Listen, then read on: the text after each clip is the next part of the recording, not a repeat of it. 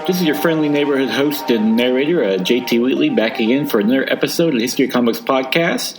This time, the history of Kitchen Sink Press, the comics publisher. Now, a listener note, these episodes will be the first to carry the explicit tag due to the content that Kitchen Sink Press produced, and will be quite impossible to talk about the company without mentioning it. Thus, the younger listeners and those with sensitive ears, these might not be the episodes for you. With that, and with the spirit of the explicit tag, let's get this fucking podcast started. The underground comics, or comics genre, spelled C-O-M-I-X, was a popular reaction to the restrictions of the Comics Code Authority, particularly in the 1960s and 70s. They covered numerous topics the CCA wouldn't allow them to be broached, such as sex and drug use, and one of the premier companies promoting them was Kitchen Sink Press. Kitchen Sink Press was founded in 1968 by Dennis Kitchen, who was born August 27, 1946. He grew up in Wisconsin, attending William Horlick High School in Racine, Wisconsin, where he co-founded Klepto in the 8th grade, an unofficial school paper where he contributed stories and illustrations. Kitchen continued this at the University of Wisconsin-Milwaukee, where he co-founded the humor magazine Snide, which also provided cartoons for and served as the art director. He was also an ROTC member, but dropped out due to an allergy to wool, which the uniforms were made of. He would later joke if it wasn't for that, he would probably have been a lieutenant colonel today. As at UWM, Kitchen took journalism classes and frequented the local avant-garde coffee house, appropriately named Avant-Garde. However, Snide went defunct when the editor ran off with the profits from the first issue, ensuring there wouldn't be a second. Kitchen had already produced numerous pieces for that issue, though, and still wanted to use them, but this was interrupted when he was drafted into the Army on November 1968 upon graduating from UNW that June. Kitchen tried to avoid it by losing weight, but was still 1 pound over the minimum for his height of 6'5", and was shipped to Fort Campbell in Kentucky. There he conspired with another draftee who was overweight to get booted out. According to the Kitchen, he ate my mashed potatoes while I ate just crackers and water. 22 days later, we were both out. Kitchen's politics had veered left at this point, as he was personally opposed to the Vietnam War, and later joined the Socialist Labor Party of America. Upon returning to Milwaukee in December, Kitchen moved into a small apartment and worked with his roommate Terry Shaw on comics, with the intention of filling a book. He also started work at the UWM Post, while also doing freelance advertising work. Kitchen also fell into the counterculture comics, such as Robert Crumb's Zaps and Jay Lynch's Bijou funnies, and living very much the bohemian lifestyle, or in other words, starving. Finally, Kitchen produced Mom's Homemade Comics with the tagline Straight from the Kitchen to You in the spring of 1969, a satire about the young Polish family. He produced 4,000 copies. The comic was sold at the July 4th Schiltz Circus Parade in Milwaukee at 49 cents each, where he personally sold them with his brother Jim and business manager Bill Koff. Before being shooed away by the police, who noticed the new characters, the parade was supposed to be a family event. Eventually, Kitchen would sell 3,500 Mom's Homemade Comics locally, and Koff took 500 to California at Gary Arlington's San Francisco Book Company. It was an ideal location, as Arlington was then the center of the underground comic scene, with noted artists like Robert Klum, Gilbert Sheldon, Spain Rodriguez, and Robert Williams, Trina Robbins, and many others. Sure enough, Arlington sold out and asked for more of issues of Mom's Homemade Comics from Kitchen.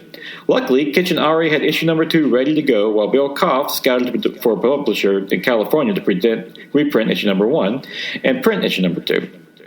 He recommended Print Mint, who, on top of producing comics, also made psychedelic concert posters for musicians like Victor Masoko and Jack Jackson to Kitchen, and agreed on a verbal contract, as Kitchen didn't believe in paper contracts. They were believed to be unseemly, selling the comic at 50 cents each. With this success, Kitchen decided to become a publisher himself in 1970, establishing Kitchen Sink Press. This started when Kitchen received a check from Print Mint, but with no royalty breakdown on the finances. He called the company and asked for information, not accusing them of being a thief, but just wanting to know the breakdown of where all the money came from. When Print Mint decided not to provide it, he decided to self-publish Mom number 3 and Bijou's Funnies number 5, whose producer Jay Lynch was also dissatisfied with Print Mint. Soon he was working with Dan Glassford, Jim Mitchell, Bruce Walfers, and Wendell Pogue. Kitchen was introduced to Glassford, a teaching assistant in psychology at UMW by Gene Gessert, who was a TA in math. Bruce Walfers was an architect whose given name was Bruce Van Alten and wanted the freedom to lampoon his bosses and co-workers. Wendell Pugh was a painter and art instructor at UMW, infamous for slipping dirty words in the Milwaukee Journal in a highly ornate, full-color self-portrait. Reportedly, nobody at the Journal noticed the psychedelic, weirdly shaped nimbus around his head reading "Fuck the Censors" until it was printed, which was then several 100,000 copies. This necessitated an explanation and an apology by the paper, but Pugh became a star in the underground comic scene. He would later publish Googie Warmer, which he dubbed an anti-comic comic book to print mint. Bill Koff would discover two more talents in Poplaski and Dale Kuipers while he was traveling through Green Bay repping textbooks for an education publisher. They were cartoonists working for the UW Green Bay newspaper. Kitchen quickly started a correspondence, and Poplaski and Kuipers pitched all Carp comics after a strip Poplaski did for the paper. It was the beginning of a 25-year relationship, both personal and professional, between Dennis Kitchen and Pete Poplaski. Soon, the company was producing a new anthology book, Teenage Horizons of Sangria and Quagmire by Poplaski and Kuipers, which told the story with big pictures but no words. With Kitchen now needing more money, he formed Kumquat Productions, with Gessert getting an investor with V. Frederick Nast III, the heir of a local cement fortune. The name Kumquat was picked because Kitchen thought it was a vaguely erotic tone, and Kumquat Productions did appear in the first issue of Sangria on the Indicia.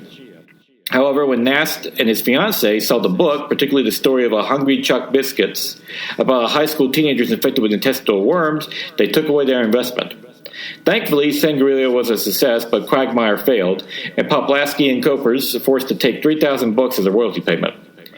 They tried hawking the books personally, even at Green Bay Packers games, shouting, "Light my fire, buy Quagmire," but still failed to sell. Reportedly, Poplaski still has a few copies in his closet. With that, Kitchen formed a new corporation with Glassford and Mitchell, with the shares split evenly based on sweat equity. Once again, Kitchen didn't believe in paper contracts. Gessert came in to invest $1,000, guilt-ridden over recommending Nast, with the understanding that when the money was paid back, he would return his stock. All this is done in September 1970, calling the new company Krupp Comic Works Incorporated, inspired by William Manchester's history of the sprawling, centuries-old German arms maker, the Arms of Krupp. It's a symbolic letterhead with an octopus with the kitchen sink press in its tentacles.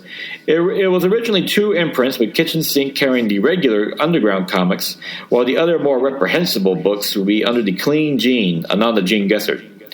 However, the logo for Clean Gene, which was designed by Jim Glassford, was eaten by his dog and in the backseat of his car while in transit to Kitchen's apartment. Thus, all the books were now under the Kitchen Sink imprint. While starting a new company, Dennis Kitchen also partnered with the Bugle American with Dave Schreiner, a weekly alternative newspaper, which started in September 1970. However, at Inespecious start, as the paper's launch came 2 weeks after the bombing at the Army Math Research Center in Madison, Wisconsin. Thus, many potential readers thought it was a front for the CIA as a means to ferret out the bombers. Kitchen served as the art director, splitting his time from Milwaukee to Madison, and providing the paper with regular strips from the kitchen sink artists to provide steady income. Kitchen also noted the weekly schedule provided some nice discipline in him. However, the twice-weekly commute between Milwaukee and Madison didn't take its toll on Kitchen, particularly his cars.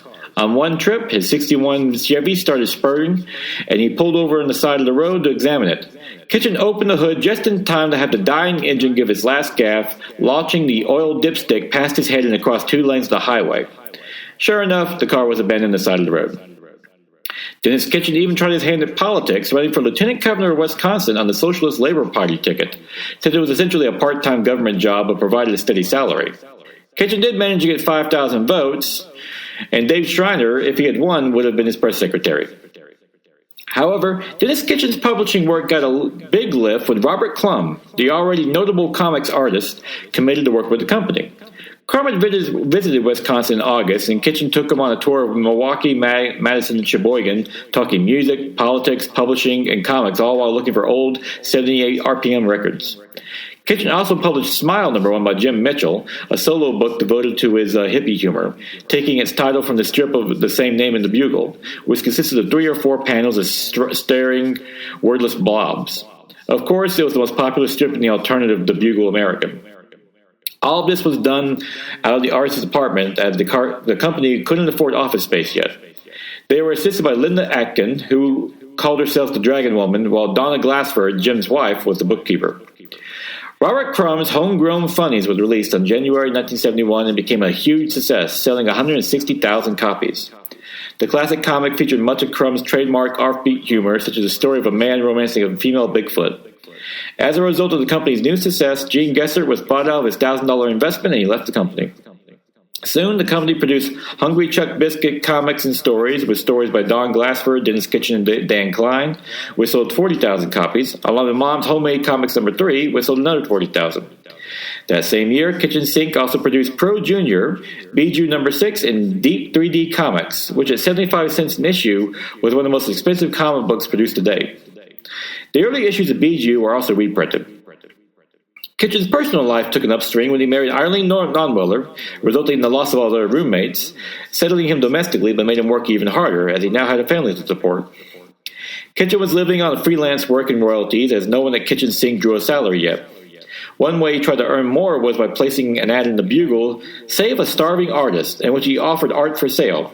He actually got a response from Phil Schuling, a high school teacher who was also one of the first comic book convention organizers and also the inventor of the direct market for comics. Schuling's idea was that he would deal directly with the publishers and take specific orders for returns and distribute on a non-return basis. As payment for Kitchen's art, Schuling sent him some Coney Island salami with a card saying, "Never let it be said that Phil Schuling let a starving cartoonist starve." Kitchen continued to expand his network of artists when he met the legendary Harvey Kurtzman of EC and Mad Magazine fame at the UWM event with the Free University program, which Kitchen promoted heavily, resulting in a standing room only crowd, as opposed to a similar event in Chicago that drew a much smaller crowd. Kitchen managed to get even TV and radio coverage for the event, which Kurtzman noticed. In a further attempt to generate money for the company, Kitchen Sink formed the Krupp Syndicate, which sold comic strips to underground papers but had trouble collecting the money. Eventually, it would go defunct after 2 years. The company did produce Dirtball Funnies by Tyler Lancey, who was introduced by Kitchen Sink by Jim Mitchell. However, the most fortuitous thing that came from this was when Lancey asked Kitchen how the company was doing, and Kitchen told him the truth. Lancey, a recent Notre Dame graduate, offered to look at the books and do an analysis. A week later, he reorganized the company with lower royalties at 10% from the original 16%, which surprised Kitchen when most of the artists agreed to the cut. Reportedly, Robert Crumb didn't even notice it, since his wife cashed most of the checks anyway. Lancey also set up a new bookkeeping system and recommended an aggressive sales push. With this, he was on as the business manager, with Krupp's partners readily agreeing to pay him $75 a week, becoming the company's first salaried employee. Another artist, Peter Loft, was also added when they noticed his art at the Milwaukee exhibit. Loft promptly dropped out of high school to join Kitchen Sink. Meanwhile, Dennis Kitchen and his wife Arlene became parents when their daughter Sheena was born premature. The situation worried Kitchen because he feared he would have to leave the company for a regular job to support his family, but Lancey informed him that the finance was secure enough now to provide Kitchen with a steady salary. They were also able to rent their first office above the Polyprim dry cleaning. That year, XYZ, The Last Word in Comics, by Robert Crumb, was published with 50,000 copies sold. Another comic, Bizarre Sex, also sold out, with a classic Dennis Kitchen cover of a giant penis that attacks invading New York. They also produced Fever Dreams by Richard Corridon and Snarf, a new anthology series. Another anthology series was also launched, Death Rattle, which was meant to be Krupp's first horror comic. And aside of how retro the company was, it produced a 78 RPM record, Kitchen and Krupp, which was the first of its kind in 20 years. It featured Robert Crumb and his cheap-sued serenaders, and it had songs like River Blues, a suicide ode, and the Wisconsin Wiggles, a remake of the Washboard Wiggles. It took 6 months to produce due to the obsolete technology, and most new stereos couldn't play it. However, it went through 2 pressings for 5,000 copies in sales and resulted in national news. Today, it's considered a collector's item. To expand the company, Kitchen bought out the boutique head shop Strictly Upper Crust after a Robert Crumb tagline for the Your Hot Tone comics, which sold the largest selection of underground comics in the Midwest, along with, of course, drug paraphernalia, including, of course, jewelry and other items. It was managed by Terry Lancey, Tyler Lancey's wife. Back at the studio, Kitchen Sink formed the Cartoon Factory, supplying color art and line drawings for Schlitz Beer, Chicago's Sun-Times, Alias Chalmers, and Hale garbage trucks. Soon, Krupp was distribution was shipping nationwide. However, Don Glassford left the company to start a marijuana jewelry store, but was nearly arrested over it. Apparently, Glassford's novel idea was to embed marijuana leaves into molten plexiglass to make earrings, necklaces, and pendants, believing that since you couldn't smoke the marijuana, it couldn't be illegal. The local DA disagreed, and the venture didn't sell well to begin with, resulting in it going under. Jim Mitchell offered up his own boutique and commercial art studio as well, and started to interfere with his work at Kitchen Sink. Kitchen and Lancey confronted Mitchell over this, particularly some overdue books he was supposed to edit. When Mitchell failed to deliver, his sweat equity stock was reverted back to the company due to lack of work, which resulted in a bitter resentment from Mitchell, especially towards Lancey, who Mitchell had brought on to Kitchen Sink to begin with. However, all of this was moot when Mitchell ran into his own legal problems when he was accused of smuggling drugs from South America through Mexico, resulting in him being arrested in Mexico City and even serving time in a Mexican jail for several years. Despite all this turmoil, things were still looking up for Kitchen Sink Press. Phil Schuling, the convention organizer who bought some of the art from Dennis Kitchen with some Coney Island salami, reached out to Kitchen to attend one of his conventions in New York. That same convention, the legendary comic book artist Will Eisner was also attending. To Kitchen's surprise, comic book historian Maurice Horn told Eisner wanted to meet Kitchen, as he was becoming interested in producing regular comics again.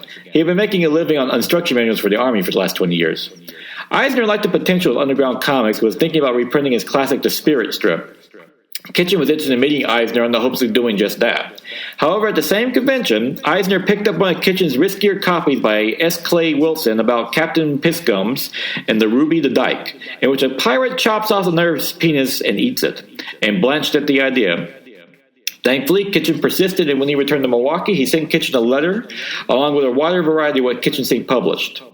This convinced Eisner to work with him, and soon he did the cover for Snarf #3, resulting in Eisner's return to the comic books for the first time in 20 years. It depicted the Kitchen, the Spirit, busted in on the Krupp gang working in the studio, with Commissioner Dolan asking if they should be arrested, and the Spirit replied, "For what?" It was not only a statement that Eisner had come to Kitchen Sink and Underground Comics, but also his personal beliefs in free speech. As while he didn't agree with everything they published, Eisner believed they had every right to do so. Kitchen Sink also produced 2 Spirit reprint books with the new material by Eisner.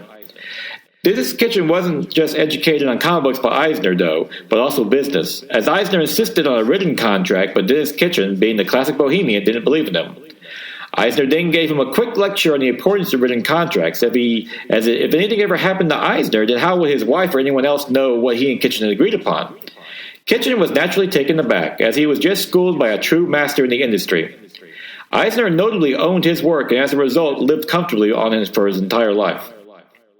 Sadly, Kitchen and Eisner's partnership would be briefly interrupted when Jim Warren of Warren Publishing approached Eisner about taking over the Spirit reprints, offering a much better deal than the Kitchen Sink.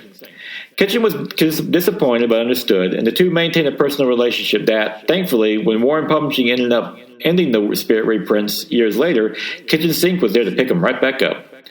It was during this time that Dave Schreiner would be assigned as Will Eisner's editor, and he would edit almost all Eisner's work till the end, with the exception of The Contract of God and Eisner's last work, The Plot. However, there would be some rough periods for Kitchen Sink till then. Harvey Kurtzman also produced the cover for BG No. 8 in 1973, and that same year, Bizarre Sex No. 3 was also produced.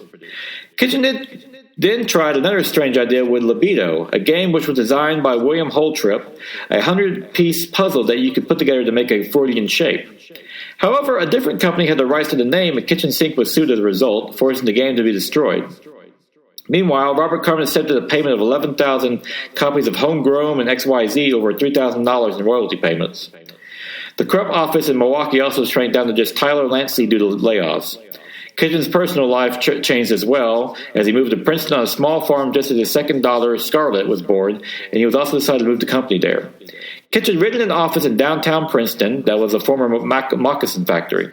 Pete Poplasky, who had just returned from Europe, immediately shut up shop there. That Christmas, Krupp released their first set of Christmas cards to boot. In 1974, started out poor for Krupp and Kitchen Sink as Soft No. 5, which featured a cover by Harvey Kurtzman and Word Trips, a combination of comic book and text magazine with a cover by Kitchen, were the only books that came out that year. Then a new opportunity fell into Kitchen Sink's lap when Stan Lee approached the company about a partnership.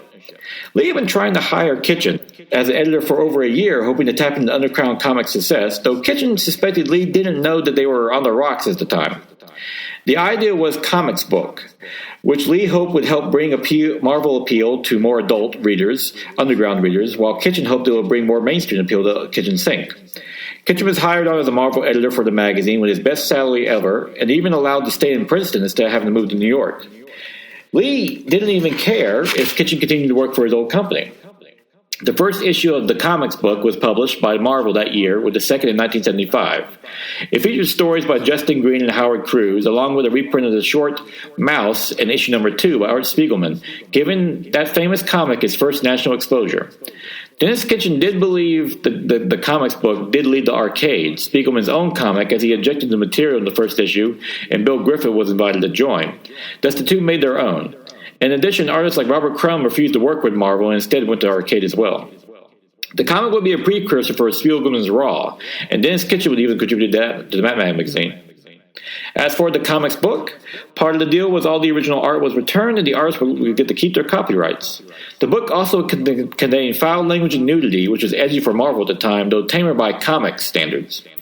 While the book did manage to introduce underground talent to more mainstream audiences, it ultimately failed after 2 issues, though Dennis Kitchen kept it going for another 2 after Marvel dropped it.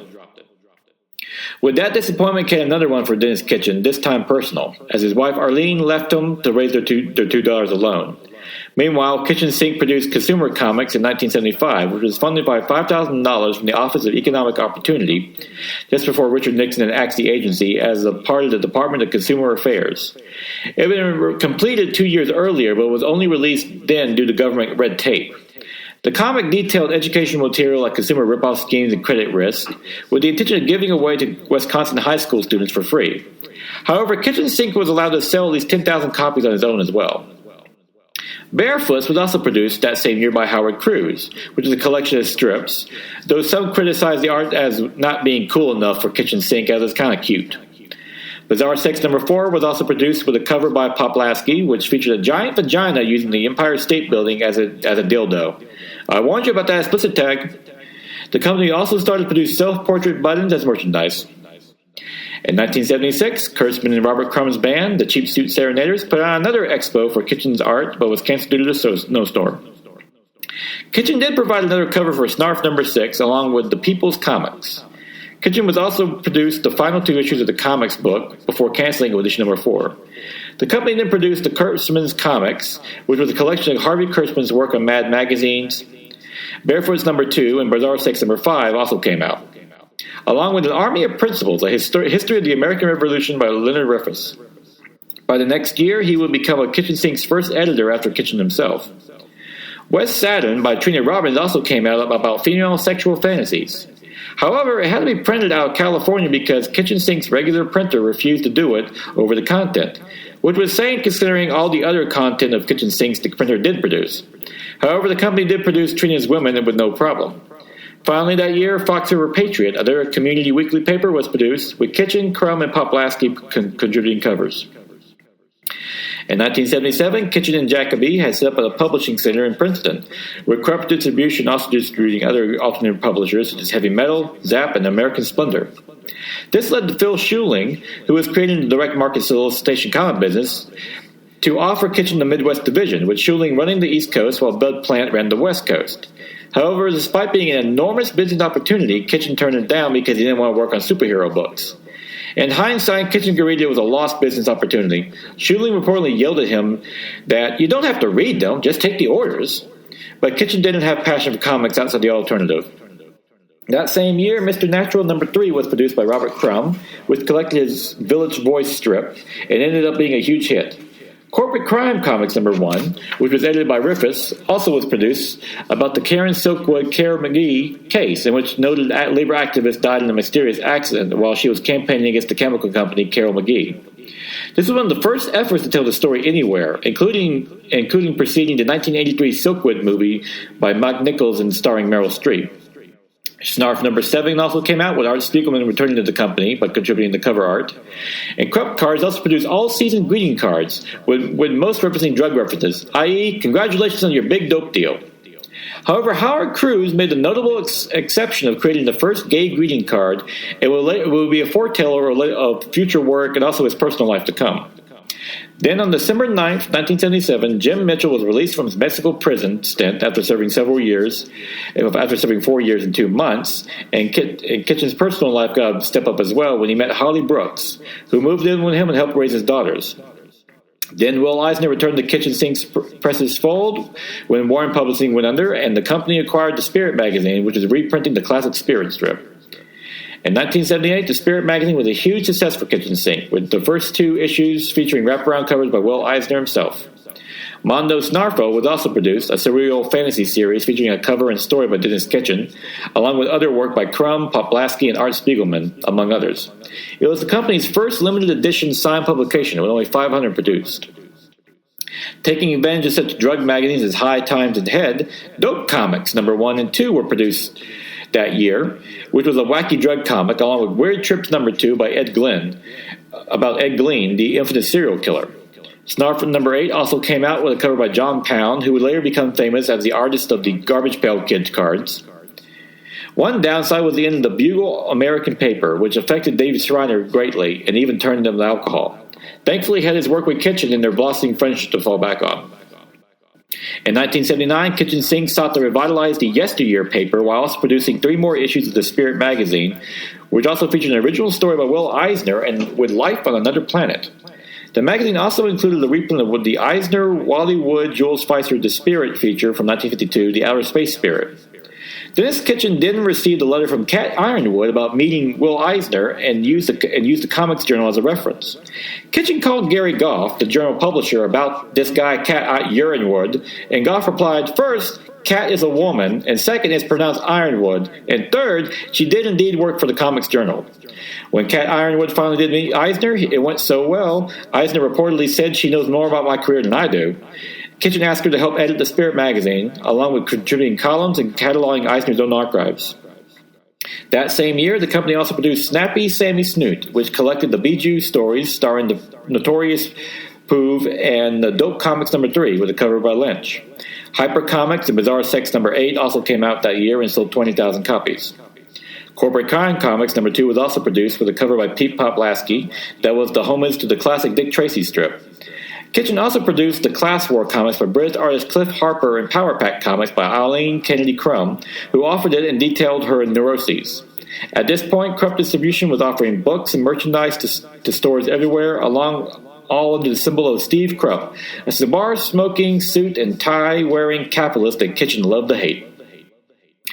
In 1980, Harold Cruse edited Gay Comics, which Kitchen Sink published as one of the first comics, underground or otherwise, to explore the gay lifestyle. Kitchen has suspected that Cruse was gay for some time, since his character of Headrack came out back in Barefoot's No. 2. He finally confirmed this to Kitchen in 1979, but wanted to keep it private, as he didn't want to be typecast as the gay artist. The book ended up being a success that Kitchen Sink that they produced a new issue every year in the early 80s. Meanwhile, Robert Crumb produced Snoid Comics, in which the reprehensible character got his own series, while another 5 issues of the Spirit magazine was produced, with a checklist being created by Cat Ironwood in issue No. 22. She arranged every story with writer and artist credits in chronological order, becoming an invaluable resource for readers and collectors alike. At the same time, The Outer Space Spirit and The Life on Another Planet concluded in the magazine. Bizarre Sex No. 8 was also produced that year, along with Phoebe and the Pigeon People No. 2, 50s Funnies, and Crystal Knight. Dennis Kitchen also moved up personally, finally marrying Holly Brooks. However, Mike Jacoby left Kitchen Sink Press, taking Fox River Patriot and Yesteryear papers with him, and Kitchen keeping Kitchen Sink Press and Krupp Distribution. Back at the farm, Dennis and Holly converted the family barn into a company's office for them and Pete Poplaski, while the rest was turned into a warehouse and shipping center. Hollybrook Graphics was also formed to publish art portfolios, though the one and only product issued by the imprint was City Portfolio by Will Eisner, a series of 6 plates combining poetry and illustrations in the folder. Early in the run, the plates were black and white and reddish brown, but when they proved unsatisfactory, they were changed to beige, resulting in an unintended 2-version release, both of which was promptly sold out.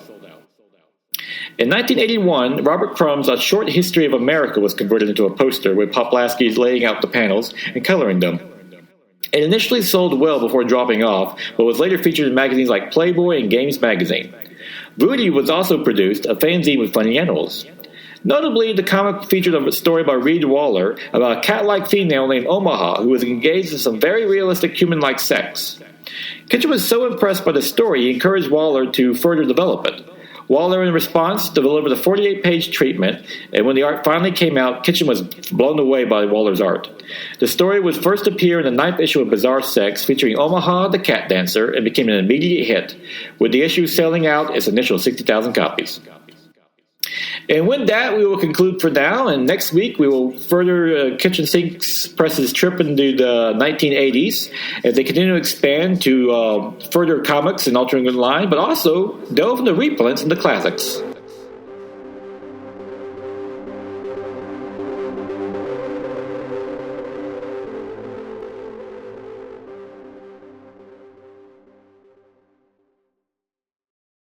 Great things are coming on the Nerd Bliss podcast. We're changing up our presentation while keeping the candidness that you enjoy.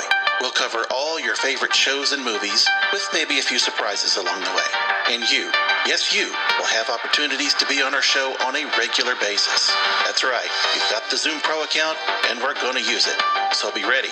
Find us at nerdblisspodcast.com and esonetwork.com, and on all the socials at NerdBlissPod.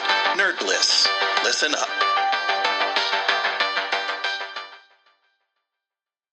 And now it is May 1st, 2025, time for the favorite comic book of the week. Ultimate Spider-Man, number 16 by Jonathan Hickman and Marco Giacchetto, which is an interesting flashback issue that finds the origin of Mysterio revealed and who it is. And while many may have guessed that the identity, there's a lot of big twists and turns in this issue. Hickman does a great job once again layering the world and showing just Mysterio's motivations and why they're doing what they're doing and how they integrate with the larger Ultimate and Spider-Man universe. It is pitch perfect. It's a great twist and makes you really can't wait for the next issue. And it helped with Giacchetto's gorgeous art, which does some great work. Once again, recapping some of the events that happened before, but also just showing off Mysterio's powers and illusions.